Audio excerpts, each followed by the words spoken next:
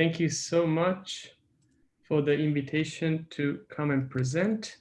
Before I do anything, can you guys see my slides? Yes. Okay, perfect. I'll put you guys in the corner, otherwise I'll get bothered. But yeah, so thank you so much for the invitation. It's fantastic to be here and present this joint work with Stephen Utkus. The title is Who Benefits from Robo-advising? Evidence from Machine Learning. And the motivation for this work, it's really that we know that most investors are not financially savvy. And so when they're left to their own devices, they tend to make a lot of financial mistakes when it comes to their investment portfolios. We also know that in principle, financial advisors could help, but they are generally rather expensive. They tend to cater mainly to relatively wealthy individuals because it is not worth their time to help individuals with lower wealth. And they are generally ineffective. So there is now mounting evidence that financial advisors tend to have their own biases, and they tend to transmit their own behavioral biases onto their advisees or clients. And so in principle, a solution could be robo-advising, because robo-advising is extremely cheap and easy to use. It is very easy to deploy it. In principle, you can robo-advise millions of individuals at low costs at the same time. So you kind of go over the big limitations that the relationship between financial advisor and advisees has when it's taken place in a human interaction form. And this field has literally exploded in the last 5 to 10 years. So here I have this motivation slide where I show you some of the main companies that are doing robo-advising, robo-retirement, like peer-to-peer lending. And effectively, all these companies are proposing a different framework and model to help individuals make better financial decisions. And that could be in their investment portfolio or in their lending decisions or in their retirement decisions. And so part of the broader research agenda of mine is exactly to try and understand what forms of robo-advice are useful, which ones can be promising, and which ones instead are likely not to be particularly useful for the end consumer. And so if you're interested in, broadly speaking, this area, I have a number of papers that can help you, in particular for those maybe in their PhD program. If you want to start having a broad overview, you can refer to my handbook chapter. Then I have a number of papers on the role of investment decisions, on robo-advisor and investment decisions. The first paper is titled The Promises and Pitfalls of Robo-advising, and this is joint work with Francesco Rapunto and Prabhala, and was published in the Review of Financial Studies in 2019.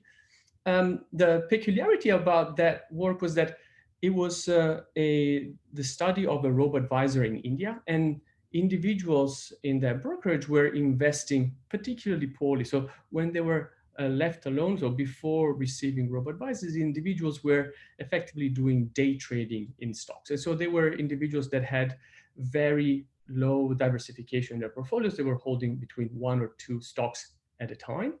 And the robo-advising that was deployed was a very simple Markowitz portfolio optimization tool.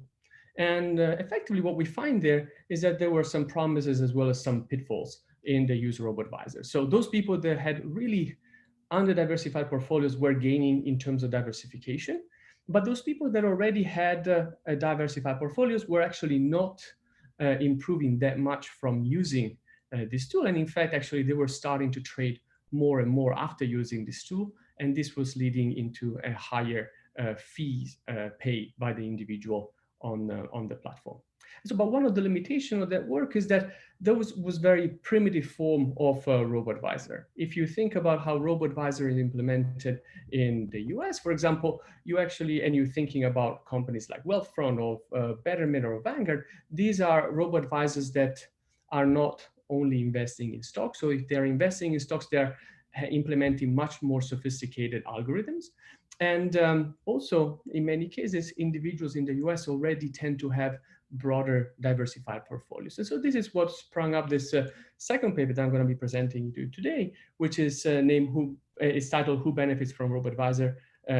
Evidence from Machine Learning," and I'll be very specific into what this paper does. And then there is a third paper in this area where it's called "The Needs and Wants in Financial Advice." What we do there is try to understand what are really the fundamental needs that individuals want to have satisfied when they enter into an advisor-advisee relationship. So that's more of a survey, but it really kind of highlights the fact that in academic finance in particular, we care so much in trying to understand the kind of the portfolio benefits of robo-advice or even human financial advice, but there are many other needs that individuals wants to have satisfied, and this is all needs related to safety and trust that play a key role when it comes to financial advisory relations. Then I have a couple of other papers in always on robo-advisors, but in different domain. The first one is called "Crowdsourcing Pure Information to Change Spending Behavior," and there's an app for that, goal setting and saving in a fintech era. And so this is, in this paper, what we try to understand is whether we can help with automated ways in making people make better saving and investment, saving and consumption decisions. And finally, a latest paper that I have that is going to be posted on my website very soon is called "How Costly Are Cultural Biases? Evidence from FinTech." And what we do there is study the introduction of a robo-advisor for individuals that engage in peer-to-peer lending. And we study how this affects individuals' lending decisions. So, but let me just step back and tell you what we do in this paper. So this paper is about Vanguard's personal advisory services. This is the largest hybrid robo-advisor in the world. It's hybrid because, and I'll be more specific in a second, but it's hybrid because it has both a human component as well as an automated component. This is by far the largest robo-advisor in the world. You had that these are kind of older figures, but you have approximately right now $180 billion under management, and the growth has been literally explosive since its inception. So what we're going to do here is we're going to document the effect of these robo-advisors on the portfolio allocation, and then we're going to be digging deeper and trying to understand what kind of customers or what kind of individual investors' characteristics are related to higher and lower benefits from adopting this tool. And before I get into kind of the main kind of results and the data and all the details, let me just give you a sense of how this works. If you were to sign up for Robo-advice, what you would do is you would go online, you would kind of answer a number of questions that would profile you on your risk tolerance, your investment horizon, your demographic characteristics. Then the algorithm would create a comprehensive financial plan. This would be kind of cash flow forecast, the recommended portfolio strategy, and then the onboarding procedure would completely stop. You would need to wait to talk to a human advisor, and this usually happens within 1 or 2 weeks. The human advisor would tell you what the details of the product are and what kind of investment strategy the algorithm recommends. At that stage, if you were to sign up, you lose control of your investment portfolio. So the machine would trade automatically for you. It would rebalance quarterly. So there would literally be no control from the investor when it comes to how to allocate the portfolio allocation. And so this is it's a very unique setting because post-enrollment, the portfolio allocation are mechanical. So it is really difficult to argue that individuals would make those changes on their own. And I'll show you that the changes in portfolio allocation are really massive in some cases.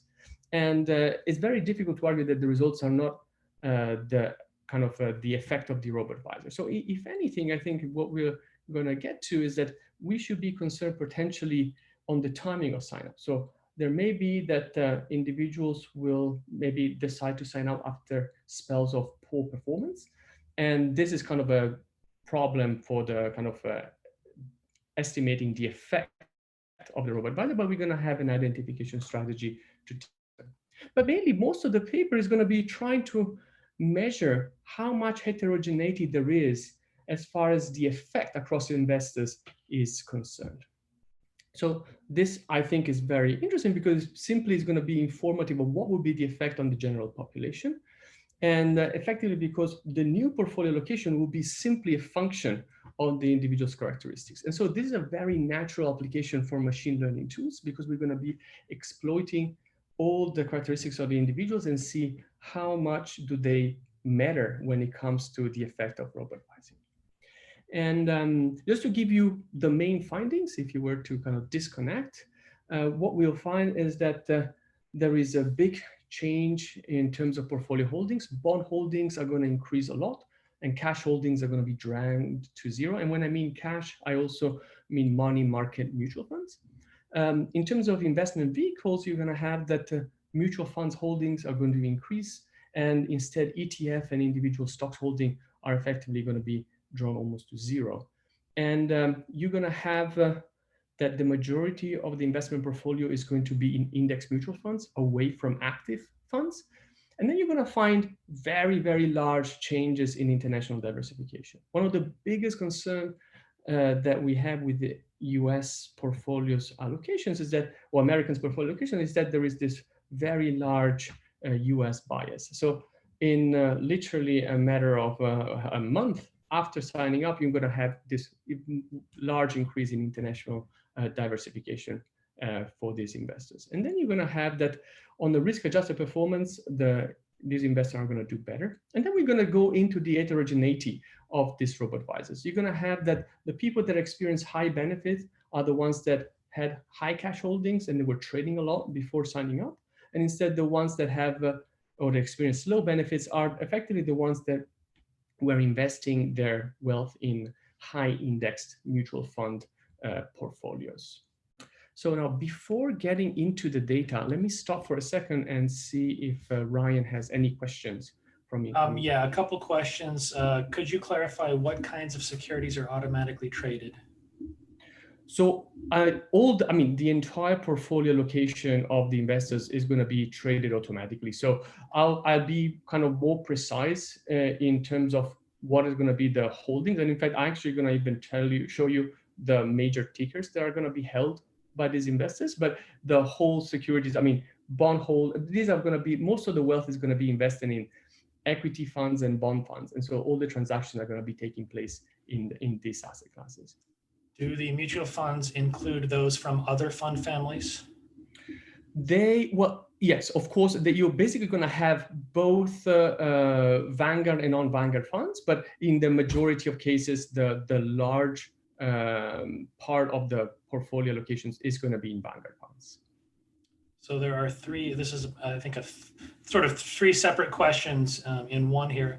So are the portfolios rebalanced based on asset classes or risk factors? That's the first part. Okay, so the asset classes, so the portfolio is rebalanced. So what happens is that you have some target portfolios weights, and then whenever you have that the target portfolio weights deviate more than 5 or 10%, actually I think it's 5% from the target weights, you're going to experience a rebalance. Okay, and these last two are related. Does the robo-advisor adjust its algorithms over time for a given account, and do new clients get an updated robo-advisor? Yes, this is an excellent question. So in terms of the first, yeah, absolutely. I mean, the robo-advisor, I always tell this to be the way I think about robo-advisor, so the most primitive version of robo-advisor is target date funds. So target date funds is the typical mutual fund where you have that the portfolio allocation is going to change as you age, right? So as you get closer and closer to retirement, you're going to be drawn out of equities, and you're going to get more and more of your wealth into bonds. And this is going to have, you're going to have exactly the same. So you're going to have that as you age, your portfolio allocation are going to vary because your kind of characteristics are going to be such that you basically you have this what we call glide path, whereby you're going to have that your portfolio allocations are going to change over time as your characteristics change.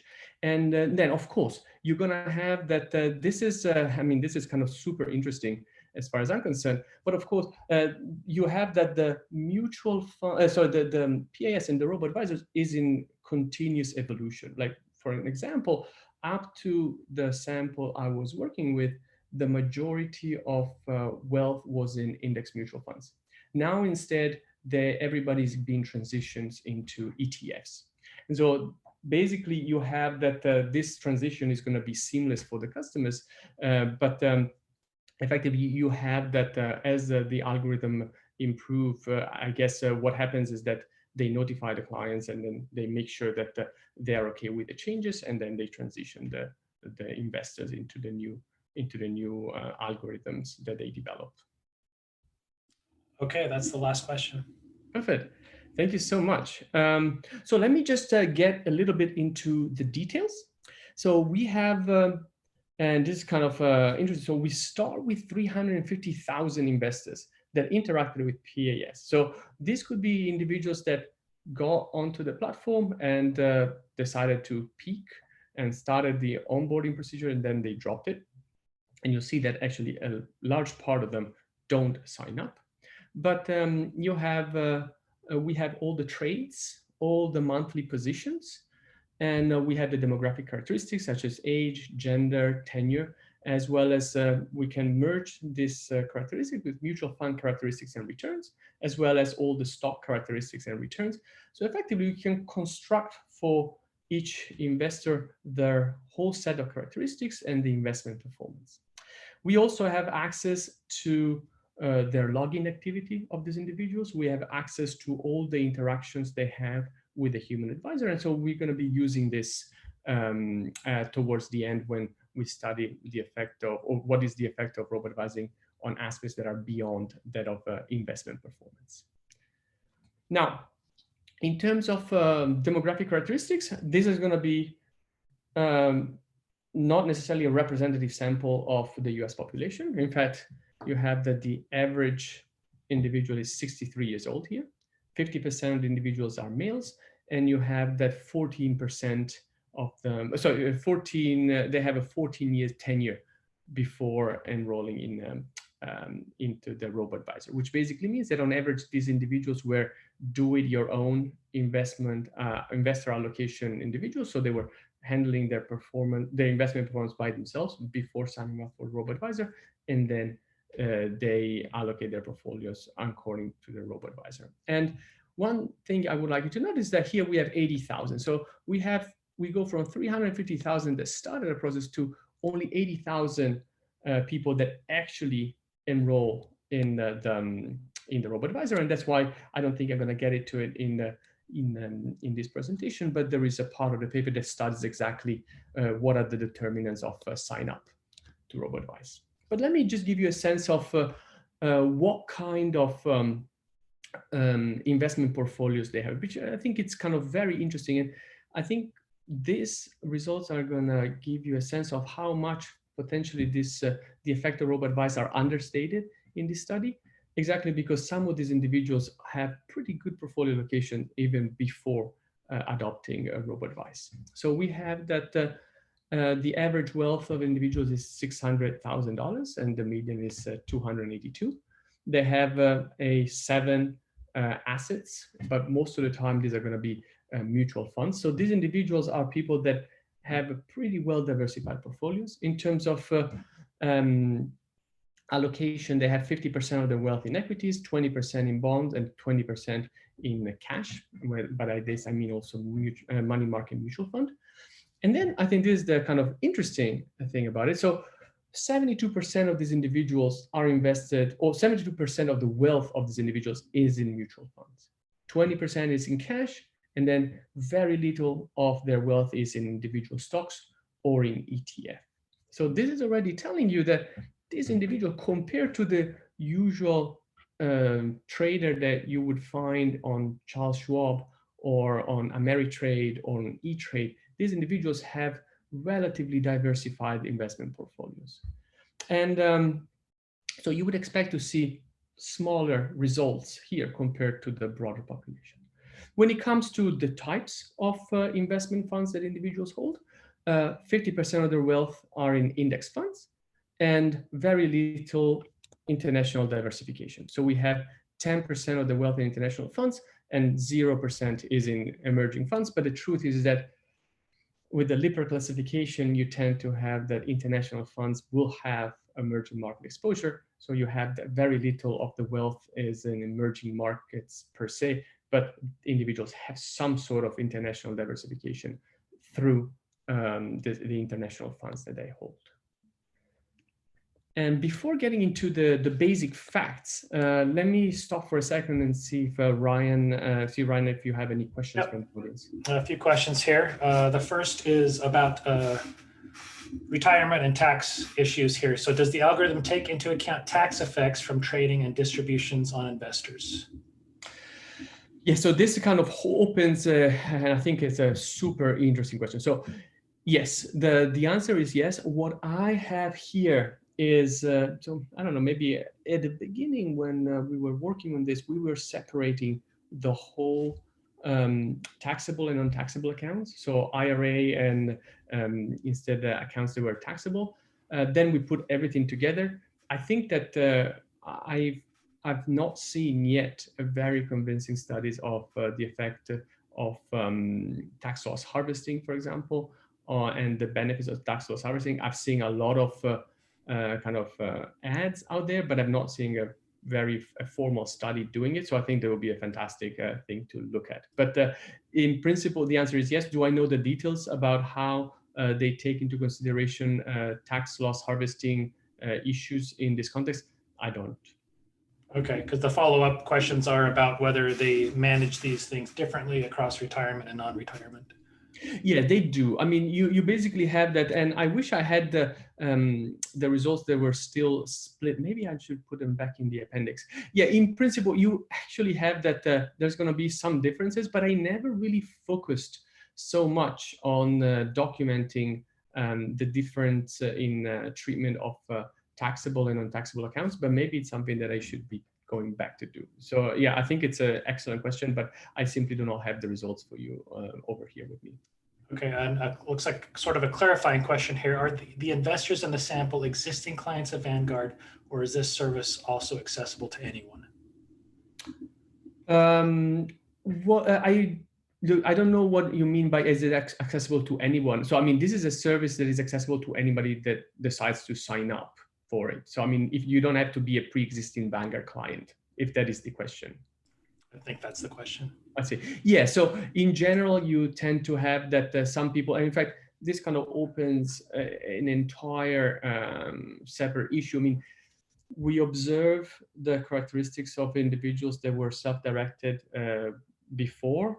Of course, we don't see in many cases a lot of the characteristics of the people that were not with Vanguard before. And but in many cases, what happens is that you can transfer assets from one asset manager to the other. I mean, there are all these kind of institutional details that allow some of the new asset manager to obtain information regarding the past performance or past allocation of people that were not with them before. But this is kind of beside the point of this work. I mean, in this case, you should think that the majority of the results we're going to have is going to be comparing self-directed investors at Vanguard and robo-advised investors at Vanguard. That's kind of what the way you should think about it, because most of the work that we're going to be doing is going to be before, after. Okay, and this question you may get to, I'm not sure. How is the PAS algorithm programmed? What is it trying to optimize? So yeah, so this is kind of I mean, the kind of the details of the portfolio optimization is kind of I can't disclose, and I actually don't even know the complete details of it myself. I mean, if you think about it, one of the things that I could have done if I had access to the actual algorithm was to completely construct counterfactuals for any investor using the algorithm. So I don't have it. So basically, all these tools are doing some sort of Black Litterman Markowitz portfolio optimization that is done working with kind of mutual funds rather than individual stocks. So you don't have all the complexities of doing very large portfolio optimizations. But in general, like there is nothing very mysterious about this tool. I mean, and in fact, I'm going to be kind of demystifying a little bit the portfolio allocation by just going to one of these appending slides. And here, what I'm showing you is the top mutual fund tickers held in January 2017. And this is for non-PAS and PAS investors.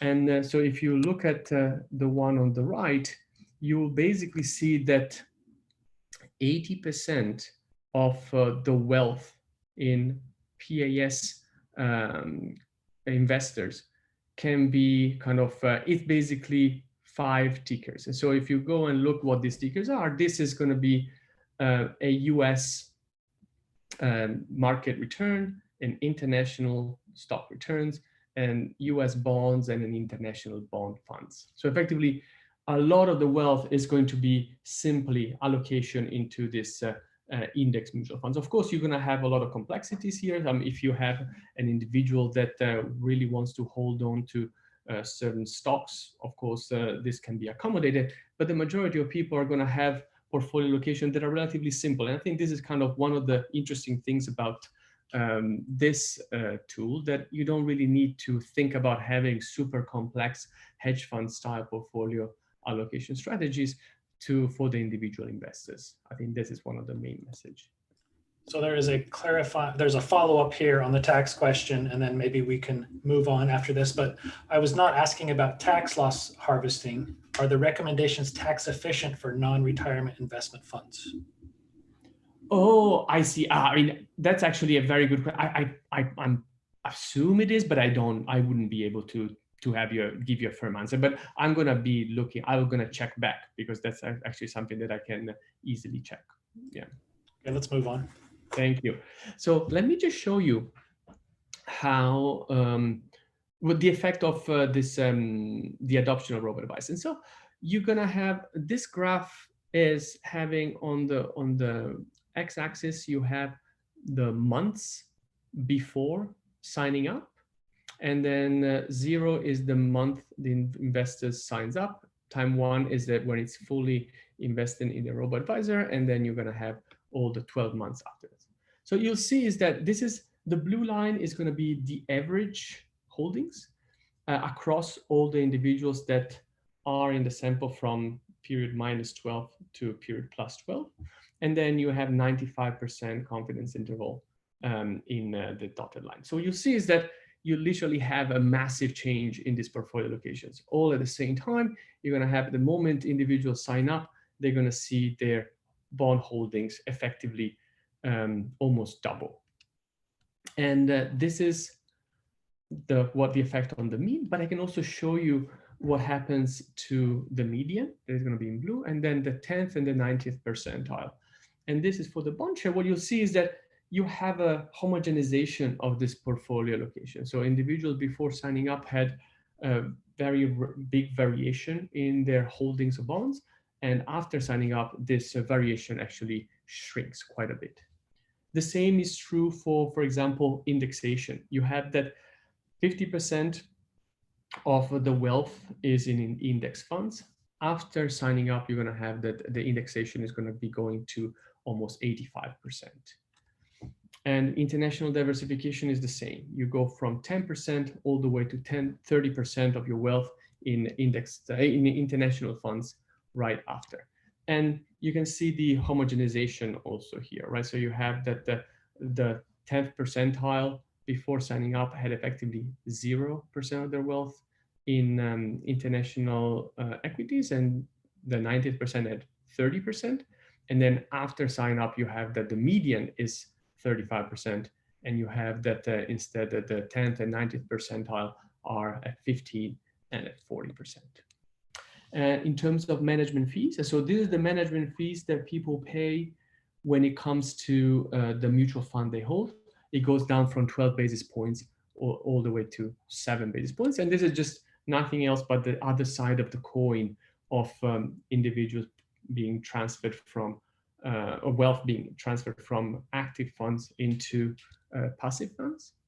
And I think that one thing that is I want to show you, because I think this is kind of the motivating for the use also of these machine learning tools, is that if I would show you what happens to the equity share, you would argue that nothing really happens, right? So you basically have that the equity share on average stays the same. So individuals come in with 63% of the wealth in equities, and then at the time of sign up, it's around 60%, and then it stays at around 60% going forward. But of course, this hides a huge degree of cross-sectional variation across individuals. So if I was plotting what happened to the individuals that had less than 10% of their wealth in equities, this jumps up to approximately 50%. And the same or the opposite happens for those people that had 90% or more than 90% of their wealth in equities. It jumps down to effectively 30%. So what this kind of motivates for me, that the fact that you could spend your life going and doing all this kind of individual plots and trying to understand what are the effects. But one thing that could come in handy here is to really try to understand what characteristics matter ex ante for the changes in portfolio allocation and also for the change in investment performance. So we didn't know exactly what characteristics would matter ex ante. I mean, probably the people that designed the algorithm would have a better answer than we could, but we didn't know what kind of demographic characteristics picked up. One approach that you could have here is to run linear regressions and have a kitchen sink linear regression method. But we know that when you start with a lot of conditioning information, you may run into overfitting problems. What we do instead is to use a machine learning tool known as boosted regression tree, and we're going to let the data speak. So effectively, what we're going to do is we're going to tell you what are the most important characteristics in terms of explaining the changes in the portfolio locations of these investors after they sign up for Robo-advising, as well as what are the characteristics that matter the most in explaining the change in investment performance of these individuals. And before getting into this section of the BRTs, do we have any questions? A question just came in. It says, this is not the focus of the paper, but I was wondering about Vanguard's incentives to provide the service. Have you looked at the effects of the assets under management and the fee revenues of Vanguard? Moving from active mutual funds to passive funds should benefit Vanguard. For example, are the top 5 mutual funds from Vanguard? Yeah, so I mean, okay, so this is an entire, okay, I know that this is unrelated, but I think that if you really want to think about the incentives in asset manager, it's way more complicated than you think, right? So because you basically have that in principle, asset managers like that are providing diverse set of services, which can range from mutual fund to financial advice to robo-advice and so on and so forth, will have in principle incentives that are not aligned within different lines of business, right? For example, on the one hand, you have that an asset manager like Vanguard will have mutual funds, and these mutual funds are going to be sold to maybe financial advisors at all these other potential competing companies like Fidelity and so on and so forth. At the same time, of course, introducing a robo-advisor is going to potentially have an impact on the revenues that this other fund selling initiative may have. So, but in general, it's going to be extremely complicated to see exactly what is the objective function of this asset managers. But yeah, in principle, you basically have that if the majority of investors are moved from active funds that are outside Vanguard into Vanguard funds, they of course are going to be gaining in terms of assets under management. At the same time, I think that Vanguard has active funds, and you basically have that the objective function of an asset manager of that size is actually very complicated. So it's difficult to argue that this is going to actually have an impact on the main bottom line yet. I mean, this is something that potentially will have a major impact when it scales up to millions of clients. Okay. Perfect.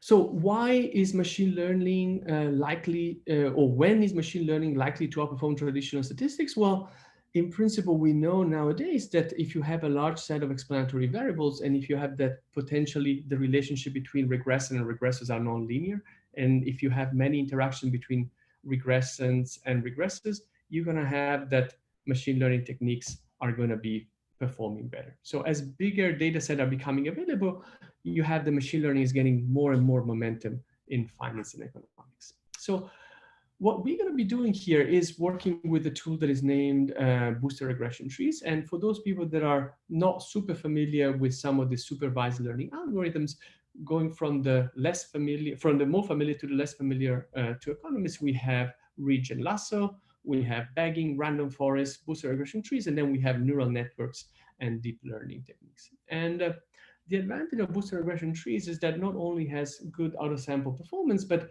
it also provides economically interpretable results. But let me just give you a super quick introduction into regression trees. I'm going to do it in just a couple of minutes. So what are regression trees? I mean, at the very basic, you can write regression trees in an additive form. What we're doing is we're taking the space spanned by the predictor variables. You're going to be subdividing it into regions, and you're going to model the dependent variable as a constant in each region. So when I say this, most of the time people look at me with a stare, a blank stare. So I just go into kind of a graphical representation. So in this case, this is the intuition for a regression tree that has only two conditioning variables. And what we're going to do is we're going to partition the space spanned by x1 and x2 into these small regions, and we're going to model the dependent variable as a constant in each region. And the way we're going to be doing it is as follows. We're going to be using partitioning lines that are parallel to the coordinate axis, so that you're going to have that these are going to be all perpendicular to each other. And you're going to have that we cannot do a global optimum here. What we can do is a recursive binary partition. So we're going to be first exploring all the splitting points of x1 and the associated constants, and all the splitting point of x2 and the associated constant, and choose the splitting point and the constant that decreases the most the empirical error of the model, and we're going to keep on doing it. But of course, one of the problems with the regression trees is that well, first of all, it's very hierarchical. So the first split is going to be very influential for the second split, and so on and so forth.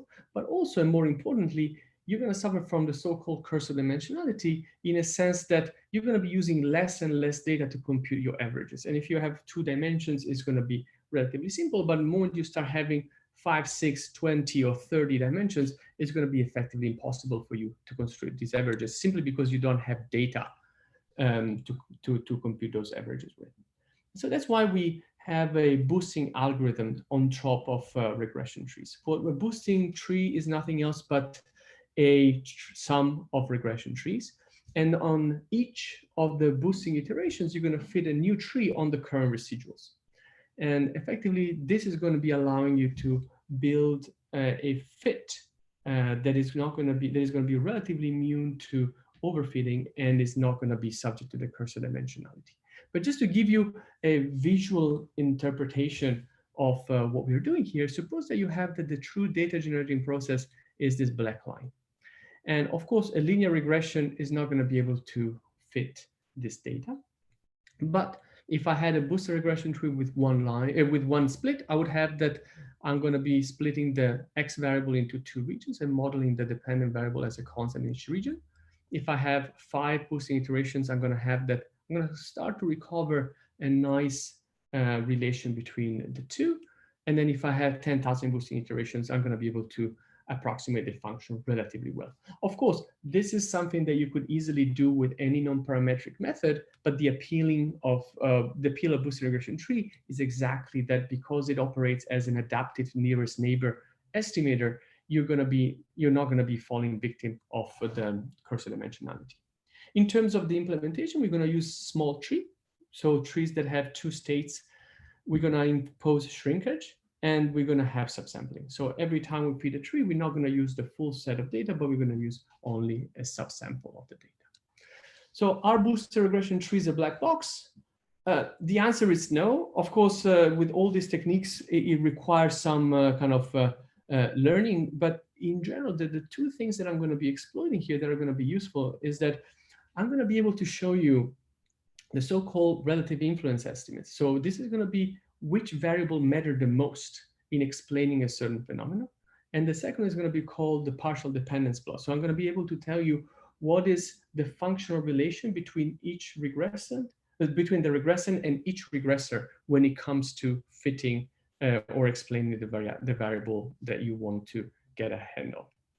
And before getting to results, Ryan, do we have any questions? No questions. Okay, perfect. So we're going to be using this in the following setting. We're going to first we're going to model the pre and post equity share using BRT. So we're going to be modeling the change in equity share that these individuals have. And I'm going to use all the demographic characteristics, portfolio characteristics, and trading characteristics that I had in the summary statistics. So I'm going to be using information related to their age, whether they are married, their tenure before signing up for Robo-advice, their portfolio allocation, so how much wealth they had in ETF, in stocks, in cash, in emerging funds. And then we're also going to work with their trading characteristics, which is how much they were paying in management fees, the number of assets, their volume, and number of transactions. So what explains the change in portfolio allocation? The answer is only three things end up having an impact. So you're going to have that the equity share before signing up, the age, and the cash that the individuals have are going to have an impact on the change in their portfolio allocations. And so the way you're going to read this partial dependence plot is as follows. For those individuals that enter with 0% of their wealth in equities, they're going to experience an increase in their equity share of 30%. This is averaging out all the other characteristics. For those individuals that instead have 100% of their wealth in equities when they sign up, they're going to experience a reduction in their wealth by 30%. And then those individuals that instead came in with 60%, they actually have a change in equity share of approximately 0. Now, the more interesting one is, I think, the age. So what you see is that those individuals that were in their 20s and 40s have experienced on average an increase in wealth of approximately 15%, of increase in equities of approximately 15%.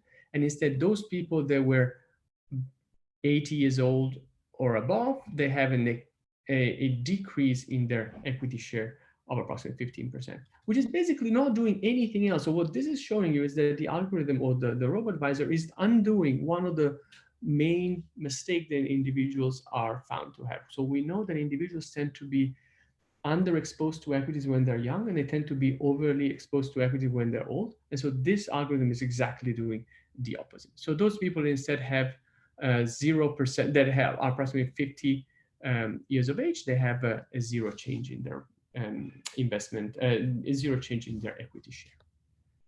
Now, if I Alberto, go ahead. Quick clarifying question. The purpose of this analysis is to reverse engineer the robo-advisor algorithm?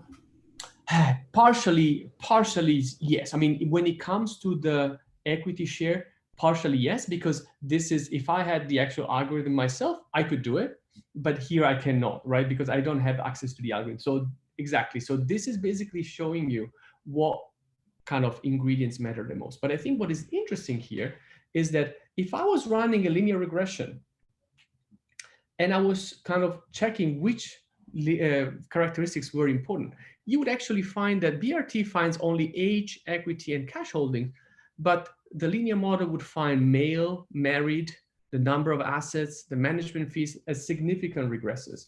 And this is simply because the relationship tend to be, well, in some cases it looks relatively linear, it actually tends to be rather non-linear. So you end up having that, I think my intuition here is that, for example, male dummy here tends to have an impact or tends to have an effect on the changes in equity holdings simply because you have that the relationship between change in equity share and age is non-linear.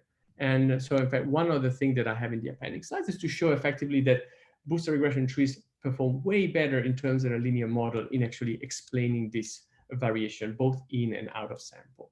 But I think that, yeah, so the first part was actually to do exactly that. The second part is going to be much less kind of an exercise in reverse engineering the actual algorithm.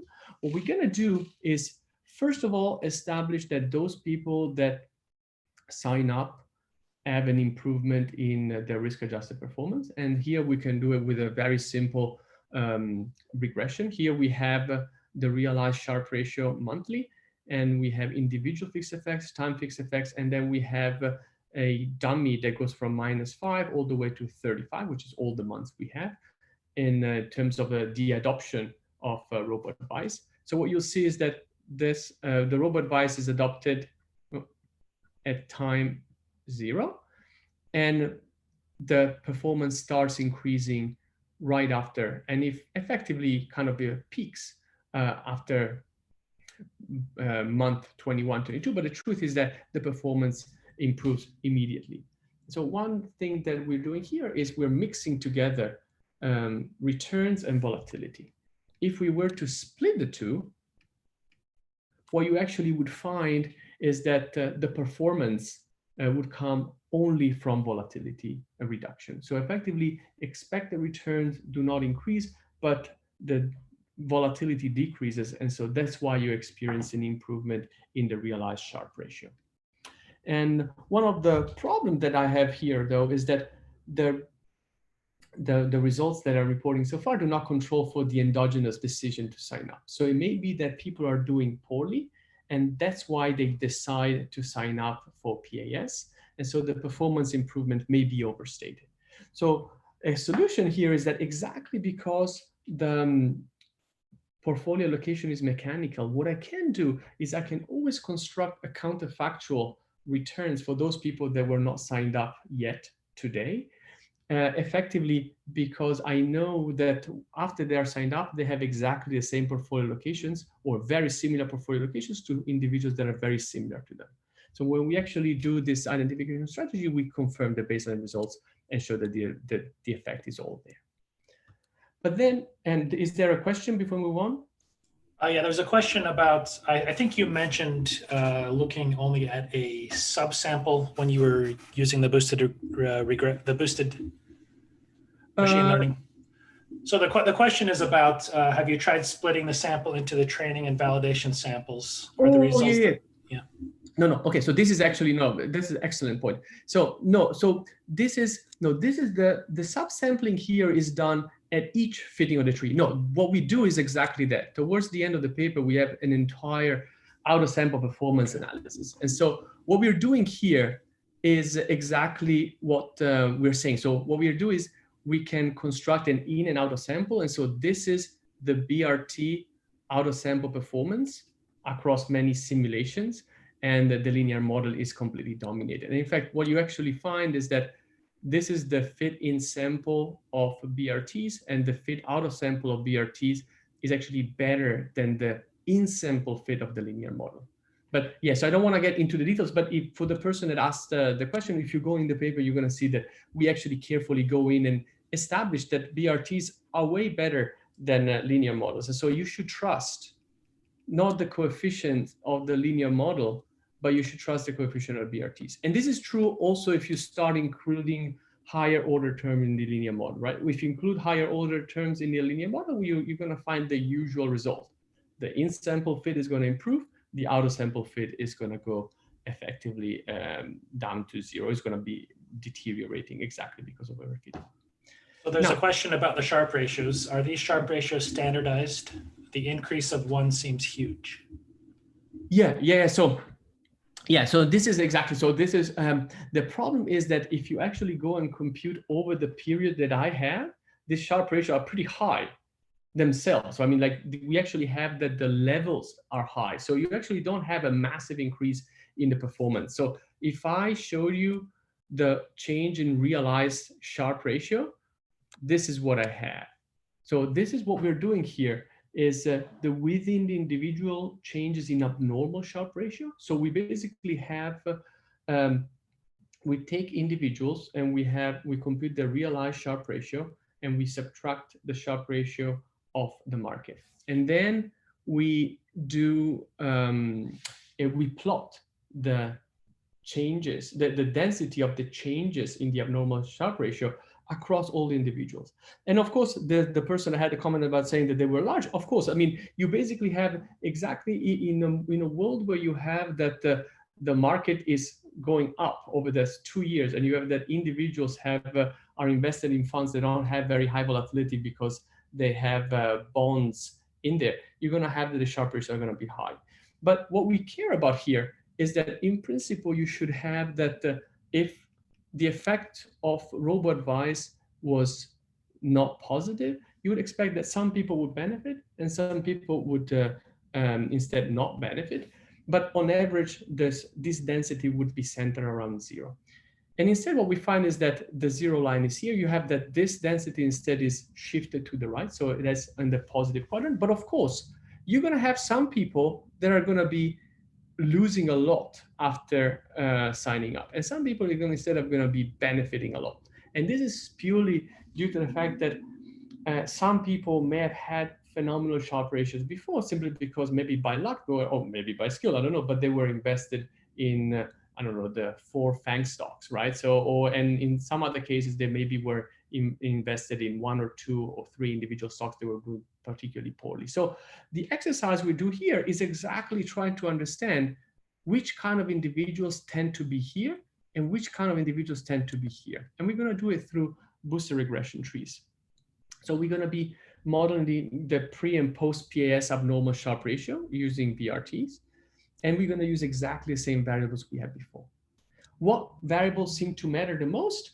Well, individuals' tenure. So the way you're going to be reading here, those individuals that had a long tenure with the asset manager with Vanguard before signing up for PAS, they actually benefit relatively little. The ones that instead were real novices, they benefit a lot. You tend to have that those people that have high cash holdings improve much more compared to those that had low cash holdings. Those people that had high mutual fund holdings benefit less. Those people that are trading a lot benefit more. Those people that had a lot of indexation, they benefit less. And I think an interesting thing is the one, listening plot is the one about the number of assets, right? You basically have this kind of very strong non-monotonic effect is those people that had 30 assets and those people that had 1 or 2 or 3 assets, they benefit less. And instead, the ones that benefit the most were the ones that maybe had 12 to 15 assets. And my rationalization here is simply that probably these people are the ones that were holding 3 or 4 index mutual funds. And then this is the ones that had individual stocks, but they already had 30 of them. And instead, the one that kind of benefited the most were the people in the middle, right? The people that had a semi-diversified portfolio that maybe held only 12 or 15 stocks. And before I move on, so given that I'm closing the performance changes results, is there any question on this? There are no questions. Okay, perfect. So the next thing we look at, which I think is super interesting, is the effect of robo-advising on attention, right? So in principle, you would want the robo-advice to do 2 things. First, to first to improve your portfolio allocation, in particular if your portfolio allocation were rather poor before signing up. But second, also, you wanted to free the individual from the need to go and do their own research regarding what portfolio locations to have, what assets to buy, and so on and so forth. And so what we study here is the investor's attention. And this is measured by the total day with logins within the month. And what you'll see is that this is before signing up. So the moment individuals sign up, you have a spike in the number of logins. And then the number of logins actually decline almost monotonically to a level that is below what they were doing before signing up. So the idea and the way I'm thinking about it is that at the beginning, there is this period of monitoring where the individual doesn't trust the algorithm. They want to learn how it works and they're making sure that their wealth is still there. But then as soon as they start having increasing their confidence in it, they kind of spend less time or they log in less often to their investment accounts. And this was the results aggregating both attention through desktop computers and mobile apps. But if we do the decomposition, what you'll see is the number of logins to the desktop computer goes to 0, and you start instead having that the number of logins through the mobile app increase and then stay high over time. And just to give you an extra measure, instead of doing the days with logins, I can go and look at the number of minutes spent. And if you go and look at the number of minutes spent, what you'll find is that both through the desktop app and through the mobile app, after an initial monitoring, you actually tend to have that individuals pay less attention to their investment portfolio.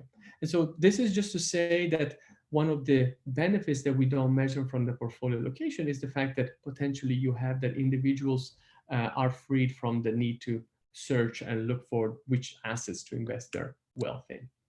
Now, the last thing that I want to talk briefly about is the interaction with human advisors. So if you, as I mentioned before, the way a hybrid robo-advisor works is that you are interacting with an individual at the time of sign up. The portfolio location is fully automated, but you have that there is a human that you can reach out to or can reach out to you.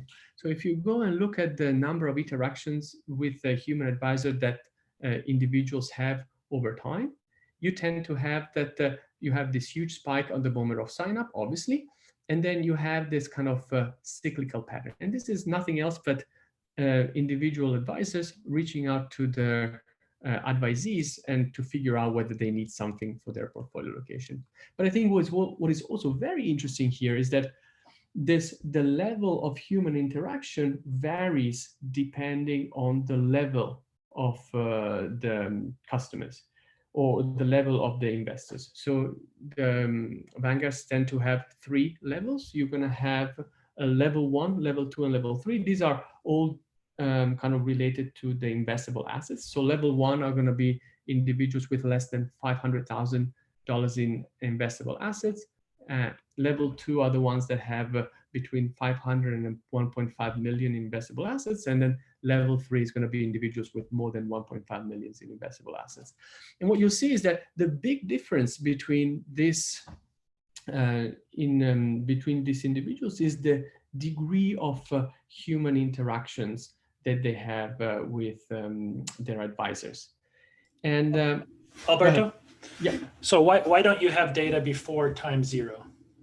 Because before time 0, individuals were not advised, right? So before time 0, individuals did not have a human advisor. They were self-directed investors. So I simply do it would be a 0. Does that answer the question? I think so. One other question, and then I think you've got about 12 minutes or so. Does the interval of the study coincide with any period of higher than usual volatility or unusual market activities?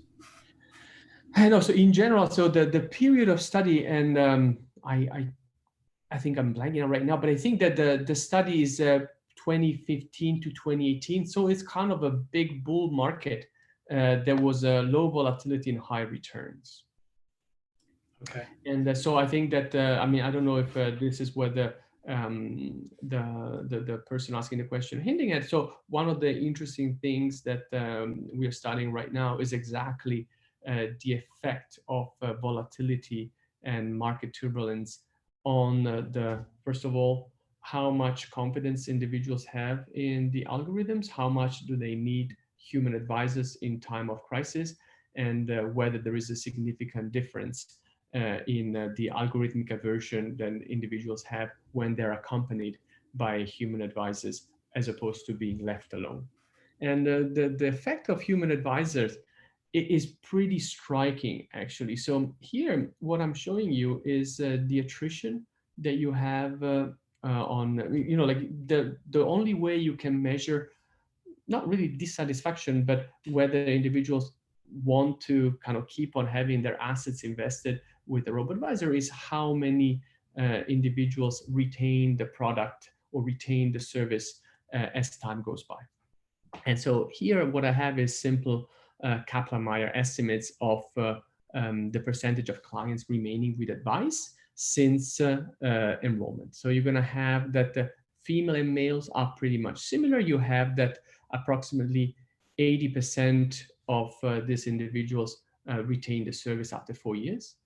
You're going to have that long and short tenure individuals have a slightly different retention rate. And this is possible because there is more trust into the Vanguard brand by people that had a long tenure with Vanguard. And you don't see that big of a difference in terms of how quickly people are in enrolling. So some people complete the enrollment process in a matter of hours. Some people instead take maybe several days or weeks because they keep on logging in, logging out.